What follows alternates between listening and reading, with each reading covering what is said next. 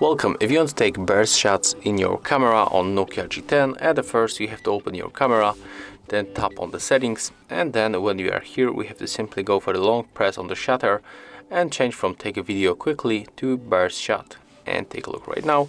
When I'm going back and click and hold the shutter button, we can take series of the photos, and we take 13 photos in very short time. So right now we can open it and then store all of these photos that we take. As you can see, they appears right here.